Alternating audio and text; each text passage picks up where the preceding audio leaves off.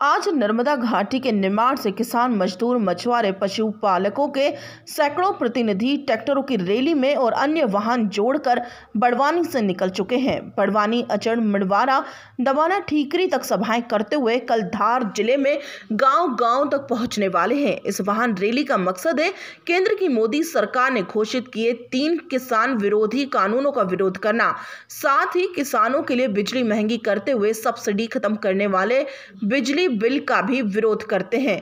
दिल्ली की सीमा पर बैठे हुए लाखों किसान मजदूर, राज्य में संघर्ष चलाने वाले किसान मजदूर तथा शहीद हुए किसान सभी के द्वारा प्रेरणा लेकर हमारा आंदोलन तेज होता जा रहा है। आज इस रैली में शामिल हुए दिल्ली के आंदोलन में शरीक होकर ढकते हुए मध्य प्रदेश के किसान नेता केदार पुरोहित जी, जन आंदोलन के राष्ट्रीय समन्वयक के समन्वयक मेघा पाटकर तथा समाजवादी विचारधारा के स्वरूप मंत्री, साथ ही मध्य प्रदेश के निर्माण और महाराष्ट्र के पहाड़ी क्षेत्र के किसान, मजदूर, मछुआरे, पशुपालक भी बड़ी संख्या में इस रैली को आगे बढ़ाते हुए प्रबोधन और प्रचार कर रहे हैं। मध्य प्रदेश की सरकार, केंद्र की मोदी सरकार और अदानी जैसे कंपनियों ने इस कानून के पक्ष में जो भ्रामक प्रचार शुरू किया है, उसका खंडन करते हुए आज किसानों को बताया जा रहा है कि इन 3 कानूनों से न खेती बचेगी, न प्राकृतिक उपज का समर्थन मिलेगा और न देश की आम जनता की राशनिंग व्यवस्था बच पाएगी। हर कानून की पोल खोल करते हुए संयुक्त किसान मोर्चा, अखिल भारतीय किसान संघर्ष समन्वय समिति के बैनर तले दिल्ली से गली तक के आंदोलन की हकीकत भी उजागर की जा रही है। दिसंबर के रोज बड़वानी से निकल पड़े हैं नर्मदा घाटी के किसान, मजदूर, मछुआरे और पशुपालक। इस नर्मदा घाटी की जमीन बचाने के लिए 35 साल से संघर्ष हुआ। वो भूमि अधिग्रहण के कानून को लेकर था और 1894 का ब्रिटिशों का कानून हमने 2013 में बदलने के लिए सरकार को मजबूर किया। अब जो संघर्ष चल रहा है वो मोदी सरकार ने लॉकडाउन में अजनतांत्रिक पद्धति से राज्य सरकारों के अधिकार कुचलकर जो 3 कानून लाए हैं, जिससे अडानी, अंबानी, जिंदाल, मित्तल, टाटा, बिरला का धन बढ़ जाएगा, लेकिन किसानों का समर्थन मूल्य और आम जनता की अन्न सुरक्षा खत्म होगी।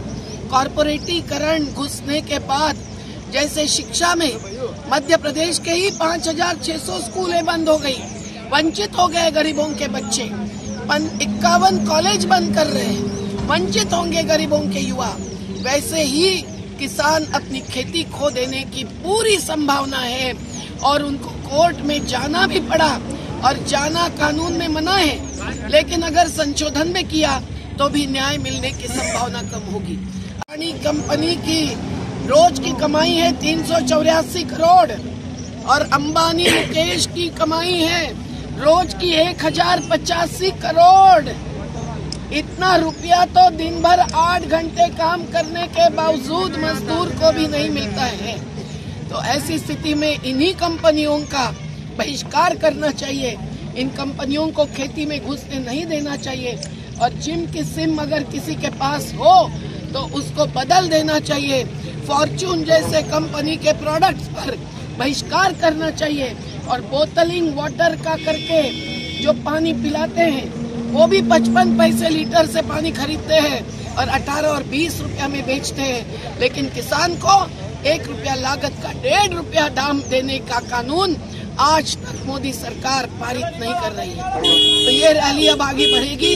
आज धार जिले में खलघाट से शुरुआत करते हुए जाएगी और इस आंदोलन को जो दिल्ली में 40 किसानों की शहादत के बाद भी और तेज हो रहा है, उस आंदोलन को आज सेंचुरी के ही नहीं देश भर के श्रमिकों ने जो समर्थन दिया है, उससे हमारी एक अभूत एकजुटता बनी है। उसको सलाम करते हुए हम भ्रामक प्रचार को तोड़ कर रहेंगे। वहाँ कोई खालिस्तानी, पाकिस्तानी नहीं है, सभी किसान हिंदुस्तानी है।